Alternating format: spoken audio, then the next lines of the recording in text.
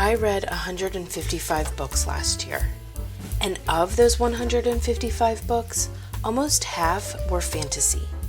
Fantasy has become one of my favorite genres to read.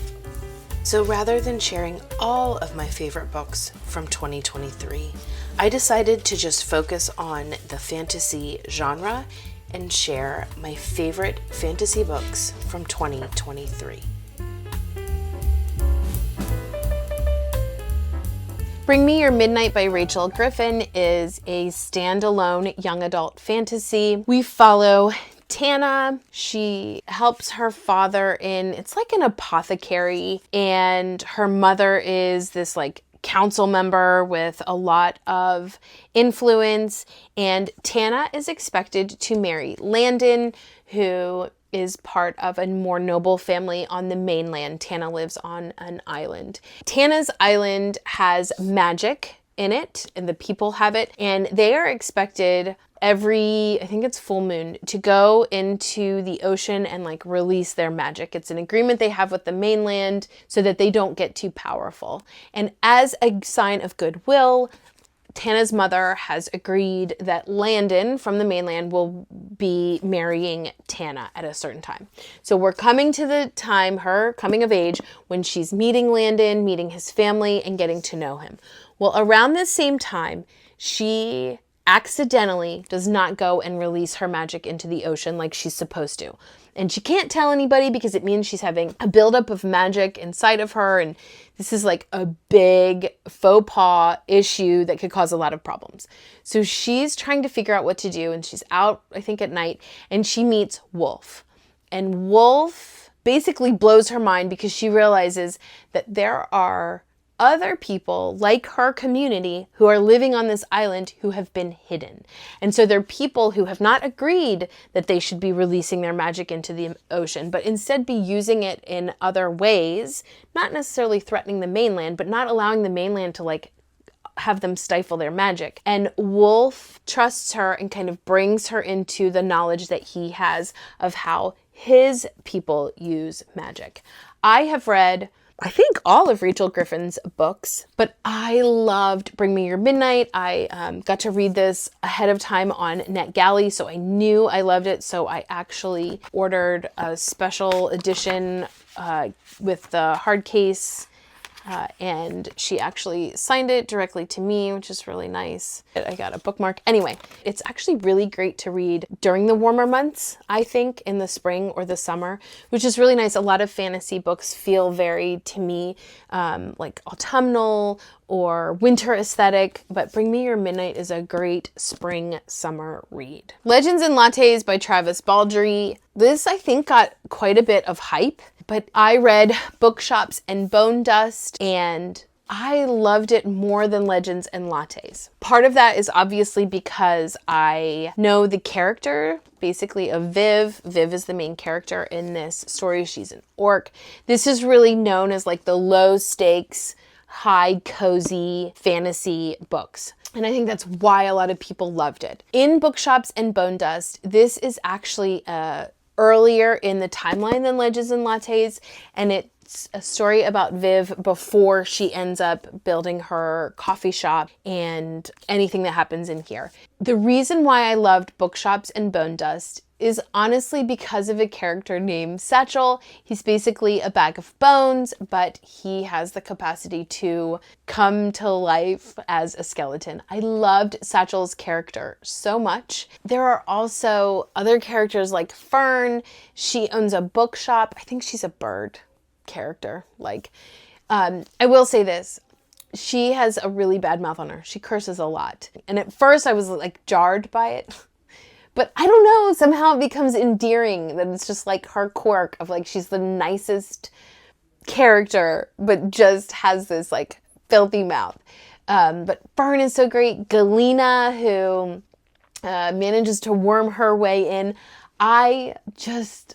It's so cozy. I don't know how else to describe it other than that. But anyway, this is Viv's life as she's living on like this, in this like seaside town.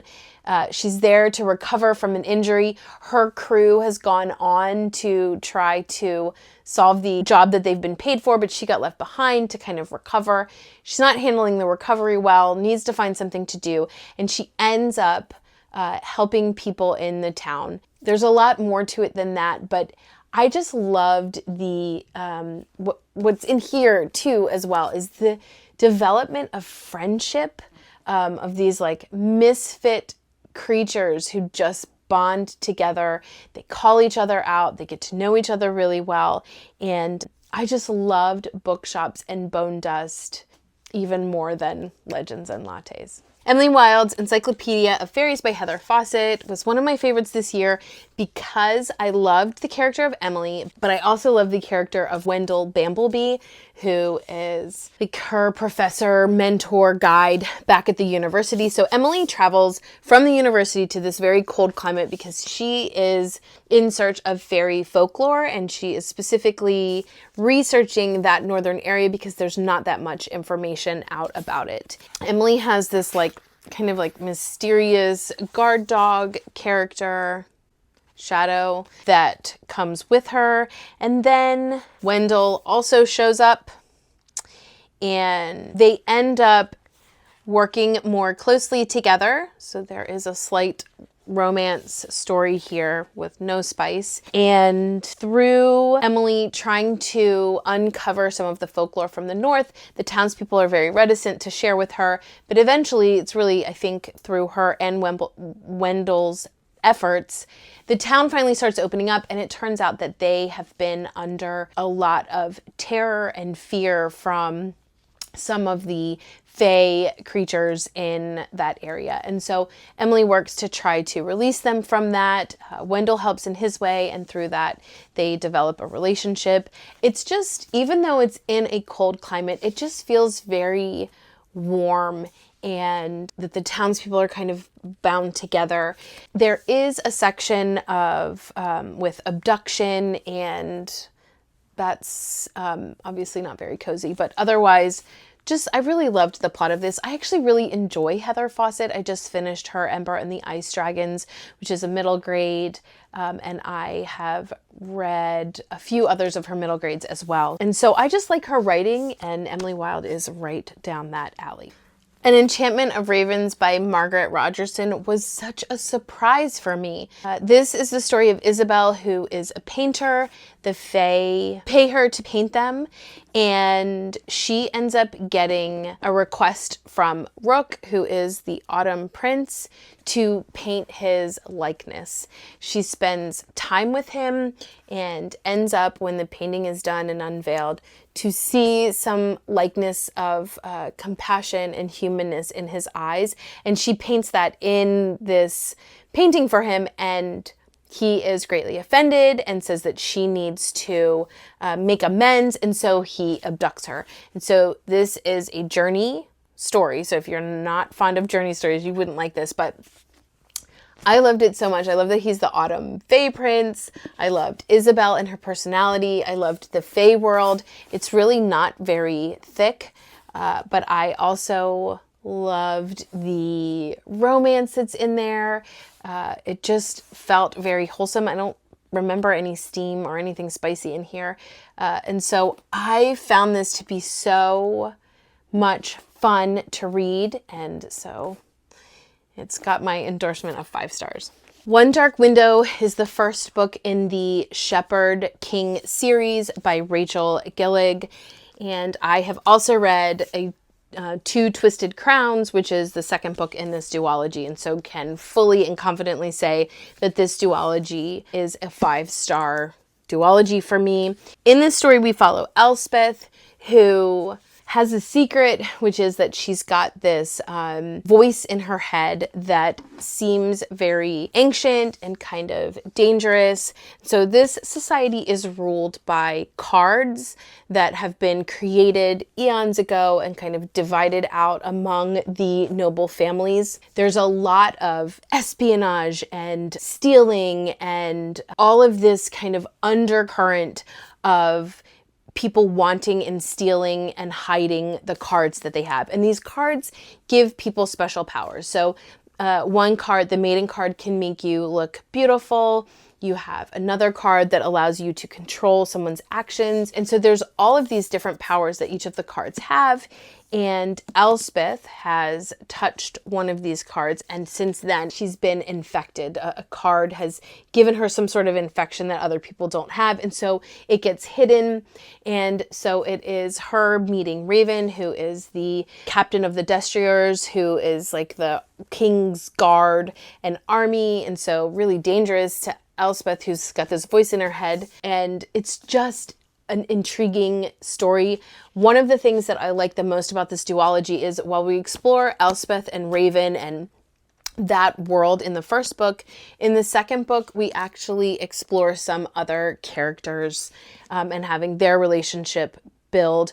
And while Elspeth and Raven are part of the second book, there are other characters that kind of come out and kind of build up the story and help your understanding of it and just bring a little bit more depth to the story. I really would describe it as gothic, you know, where we talk about the castles and the dungeons and traveling through a mist in the wood. And again, there's like a historical perspective of why things are the way that they are. But I just loved this. I found it to be a page turner and really kind of wanting to see and understand what's going on. You understand a lot more in the second book. It all sort of comes together. But this is also a really fun read as well. So I read the Strange, the Dreamer, and Muse of Nightmares by Lanny Taylor duology this year and absolutely loved it.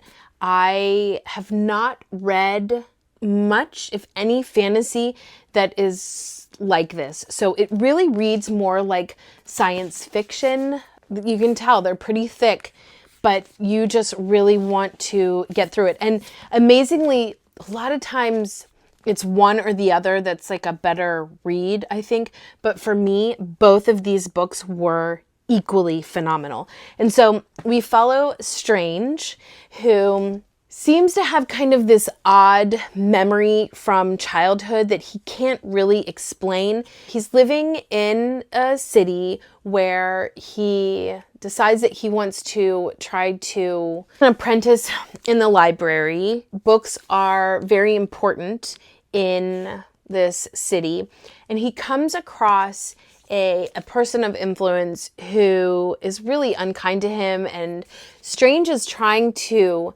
discover the history of their city as well as this area that he's always had this weird connection and understanding of, but cannot remember the name of the city. It is only known by one name, but he knows that's not the real name. And so he's starting to kind of try to figure that out.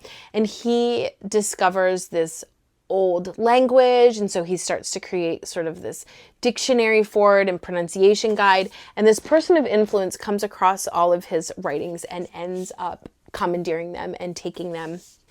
Well, lo and behold, this group of people come in, and they are from this neighboring city, and they are very well received in Strange's city, and they are looking for people to come back with them to help them figure out what has happened in this other city and to save this other city. And Strange gets chosen because he's able to speak the language and understand it because of all of his work in the library. And this person of influence also gets to go along because he has stolen so much of Strange's work that it appears he knows a lot more than he knows. And so as they travel, we get to know the people that were in this group. They each have these special skills, like being able to climb or being able to crack a code. But the one who's the leader is known as the Godslayer because a long time ago, he ended up in this city killing a lot of gods who were wreaking havoc on their country. And so Strange gets to know them. Well, once Strange arrives in this city, this place that he has dreamed about his whole life and has studied about his whole life, something strange happens to him in his dreams. And I will let it end there. If you love science fiction, this is a great duology to read. If you love fantasy and haven't read this, I highly recommend it. There are some trigger warnings, but it was such an enthralling, unique tale. I loved it so much. Tress of the Emerald Sea by Brandon Sanderson is a Cosmere novel. This is a standalone that was part of his 4 special projects of 2023. The story is that he wrote this for his wife. So we follow Tress, who, I mean, in the beginning, she says she is in love with Charlie, I think is his name, and he ends up kind of going missing. This is a story of quest and not allowing somebody that you care about in your life to leave, that you kind of say, no, we're in this together. I loved that Brandon Sanderson, when we're talking about a sea, it's actually not a sea of water, it is spores, and it's such an unusual viewpoint of a ship journey. Song of Silver, Flame Like Night by Amelia Wen Zhao is the first in a duology. And sometimes I have to wait until the second one comes out before I really can decide, is it worth being on my favorite list or not? You know, sometimes it feels a little bit too not wrapped up. But the writing in this and the Asian folklore and the character development and the school setting that they end up in, I just fell in love with this book. I actually gave it away as Christmas gifts also to people and said, if you like it, I'm happy to get the second one for you. So I just absolutely love the writing that Amelia Wen Zhao does. So in this, we follow Lan, who is working in a tea house. Seems sort of like distracted, like she's trying to explore figuring out what happened to her family, her mother specifically, while also working at this tea house. They are under Elantian rule, which is this superpower that has come in and colonialized her culture. And so there's like these Elantian soldiers that she's got to be fearful of in the tea house, but also like bow down to them. And then she meets Zen, and Zen is not like anyone she's ever met before. He seems to kind of fly under the radar, but obviously is using magic in a very public way. And so she decides to connect up with him and really figure out how he's able to do what he's able to do. He realizes that she has underlying power that she's really not aware of. And so he brings her to this school so that she can train and learn how to harness her skills. And I love their relationship. It's not overly romantic or at all spicy, but you can tell they have a connection and they care about each other. They both are making decisions that they need to make that are maybe not what other people would agree with. But I love the story in this and the pull with history as well as folklore. And so I'm excited to read the second one and hope that by the end of 2024, I can say that as a duology, this is one of my favorites duologies. The Unmaking of June Pharaoh by Adrienne Young is a standalone novel. I don't want to say that much about it because I don't want to give away too much. But basically, we open up with June's grandmother passing away. And we discover that her mother, June's mother, has disappeared right at the time of June's birth, basically. And she's been raised by her grandmother. And then her grandmother has this friend named Bertie who also has helped to raise June. She's really unusual. She's developed a friendship with one person named Mason, but otherwise the town is really kind of distanced themselves from the Pharaoh women. We also know that she's going to the doctor because she's having these weird experiences where she feels like she's not in reality. And her grandmother was plagued with that, where she would just kind of like in her head go somewhere else. So it's something that sort of seems to plague the Pharaoh women. And so she's gone to the doctor to really kind of to do blood work and try to figure it out because she's afraid that it started for her young. Her grandmother was obviously older when this happened. It's starting to happen her at a younger age. And so that's how it starts. And again, I don't want to give too much away, but I absolutely loved this book. There wasn't, again, a lot of language. I don't remember there being a lot of spice. I just remember the mystery being so compelling. I even now think about this book, as I was reading it, just wanted to get back to it. I didn't want to do anything else, but to get ahead, to kind of figure out like what is going on. I don't know, maybe people are better than I am, but there was a twist at the end. Once I figured out what was going on, I was like, oh, okay. And then there's a twist at the end and I was like, poof. So this was one of my top favorites in 2023. So I know Divine Rivals got a lot of publicity this year, and I loved this. I am hoping to read the next one in this duology soon. However, I ended up reading A River Enchanted this year. It was my first Rebecca Ross. I have since read almost all of her books and have almost all of her books. I love her writing so much, but to me, A River Enchanted and A Fire Endless is better than Divine Rivals, at least in my opinion. I read A River Enchanted and I really enjoyed it, but when I finished up with A Fire Endless, I realized that these two books were my favorite books of 2023. So we follow Jack Tamerlan, who is in a boat trying to get across the river to go back to his homeland. And through getting across, we realize that there are forces in the river that are helping him or maybe preventing him from getting back home. He has gone to the mainland to learn how to be a musician. He was in academia. He was going to spend the rest of his life on the mainland and not focus at all on his homeland. But he gets a letter from the chieftain from the laird, who asks him to come home because there's something wrong. And so he gets home, and we discover through his kind of sleuthing of figuring out who sent him the letter, because the laird actually didn't, we discover that he lives on a land that is completely divided. So one part of the land has a lot of magic, but not a lot of food. And his part of the land, it's literally divided, has a lot of food and sunshine, but magic takes a cost, like a physical cost. And this has happened because in the very beginning, the two lands were merged through a marriage, but that marriage fell apart and there was murder. And because of that, they were punished by the gods. So you have the earth gods like river, air, I think there's the fire, wind.